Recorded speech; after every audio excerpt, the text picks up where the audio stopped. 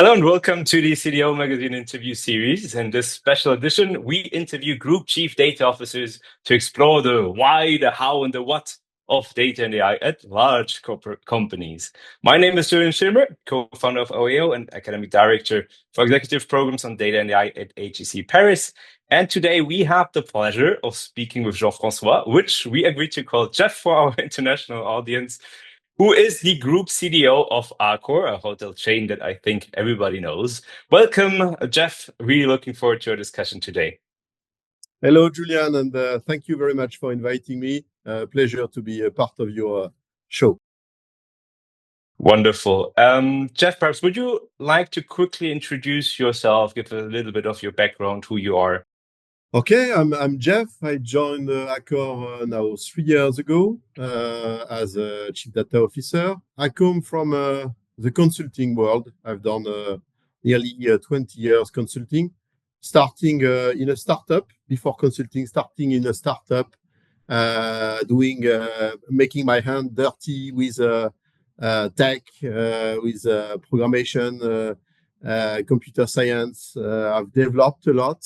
Then I switched to architecture, performance, and when I discovered data, clearly I fell in love with data and started to build my second part of career on data, architecture to organization and strategy, and then jumping to the role at Accor, which is very, very exciting since now 3 years. Yeah, I love that. I think there's many people who have not started in data, but then have seen, okay, data is actually really a critical part. And then moving this, I think this is actually quite exciting. What I'm really looking forward to is exploring the Accor world, because I think everybody probably has already been in an Accor hotel and sometimes in our lives. But today it's really the opportunity of looking with you behind the curtain, really understanding how data and AI is happening. A lot of things that I think as a normal person going through the Accor universe, you're just not aware of.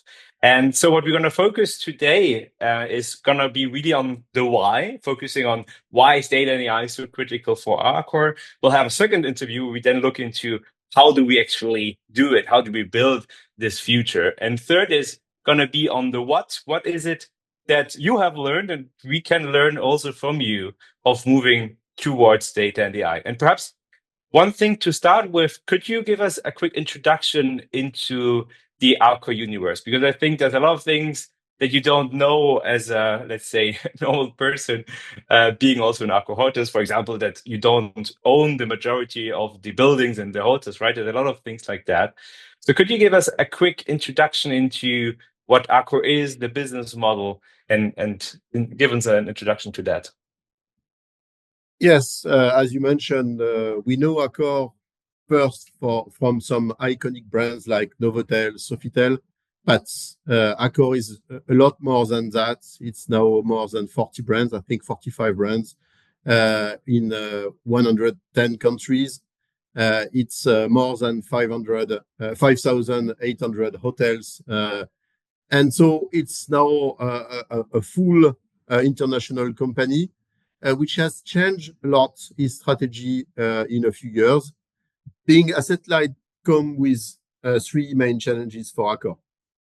First, the Accor revenues are not linked directly to the hotel revenue. And then Accor needs to help hotel owners maximize their utilization of their physical assets, the hotel rooms, for example, the bar and restaurant, with more and more digital services. Second challenge is about the margin. Three quarters of bookings now are made online. And it's essential to maximize profitability through direct booking for us, which is rather than going through a platform like an OTA, like Booking.com or Expedia.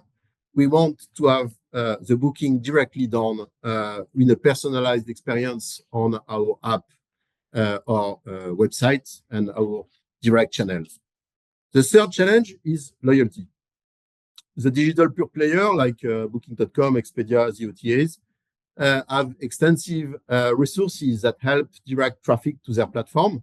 For example, via purchasing ads, keywords, search on Google, and so on.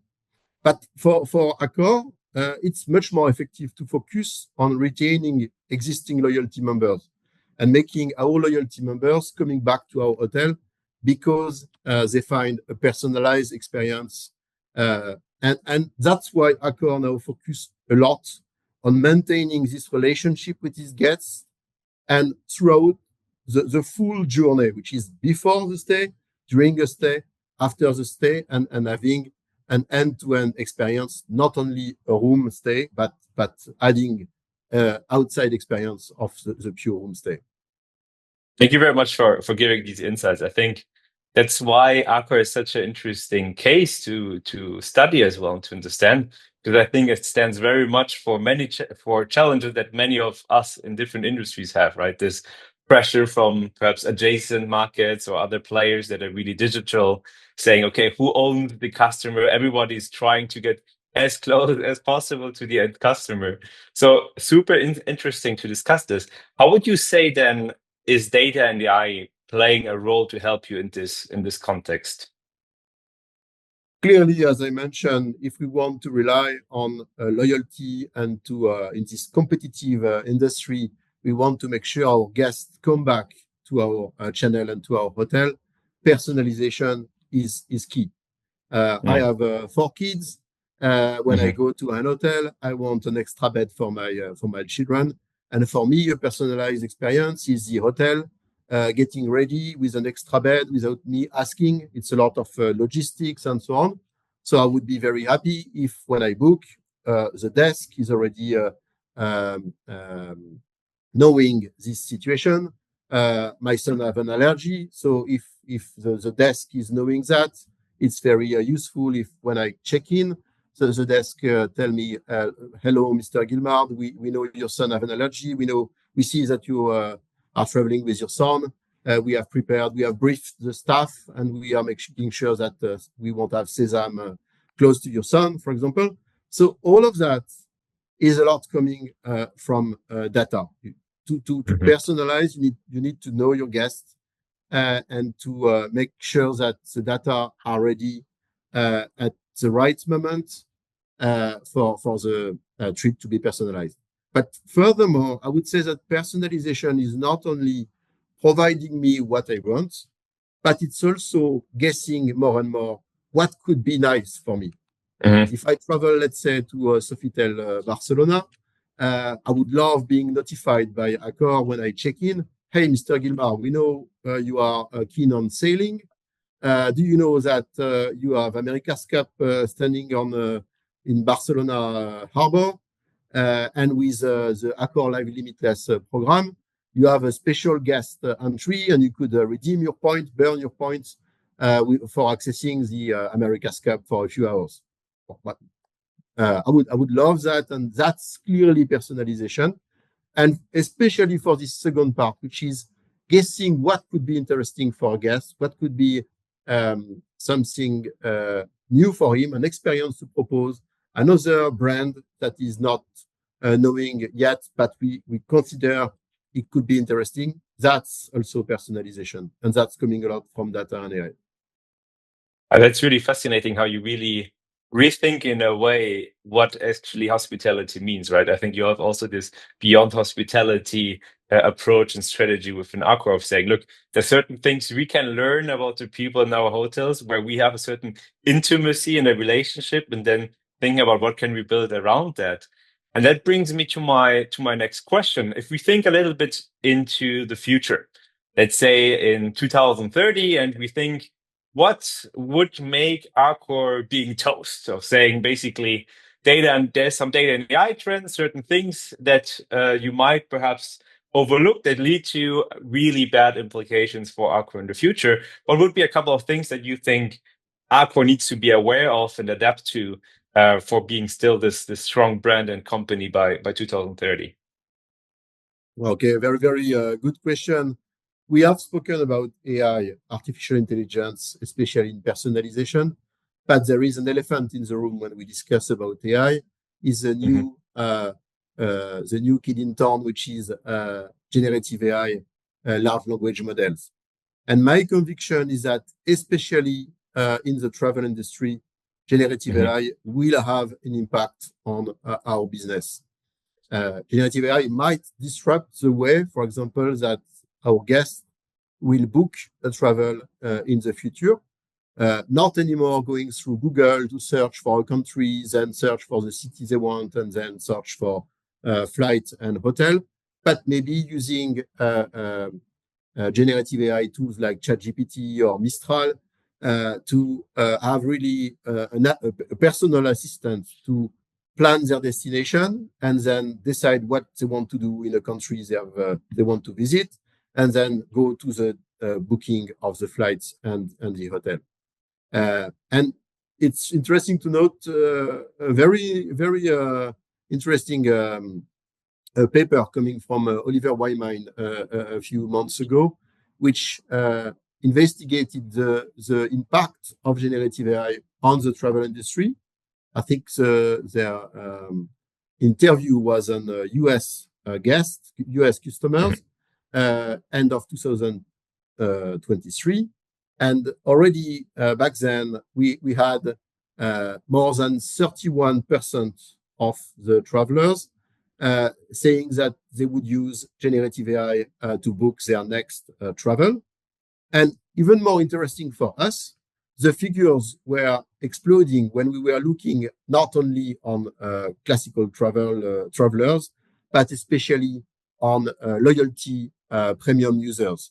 And for loyalty premium users, for example, for the same question, it was more than 60%, I think 55% of loyalty guests, loyalty premium users using or ready to use generative AI to book their next travel.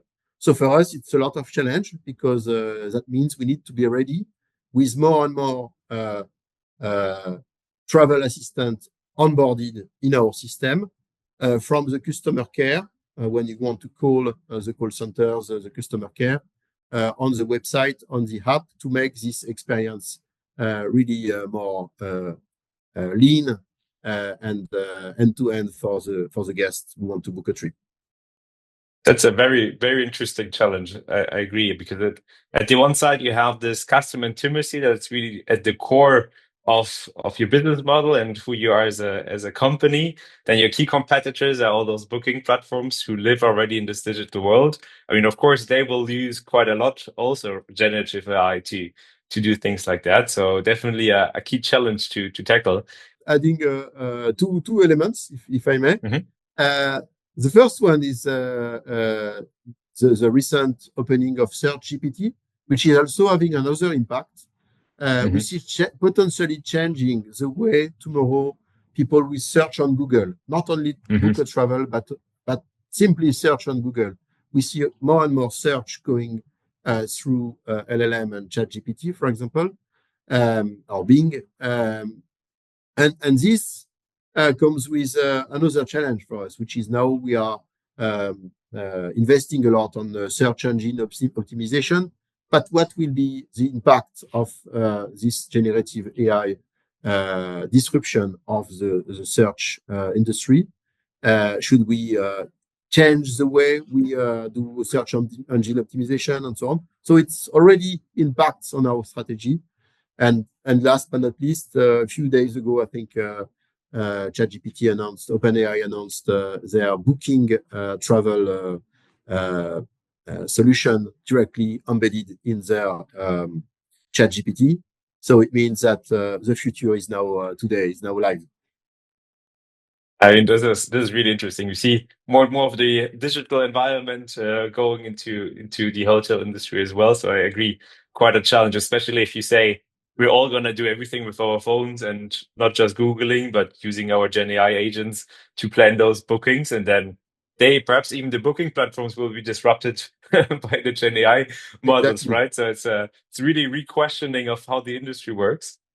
Human will be still the most important part of our business, and the human interaction, the experience, the human experience in the hotel, the way we behave with our customer will be at the end the key, whatever, despite these changes.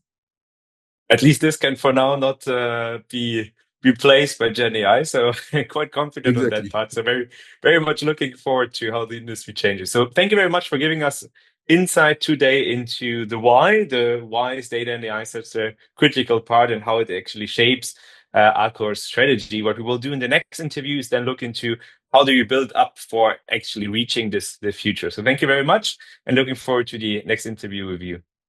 Thank you, Julian.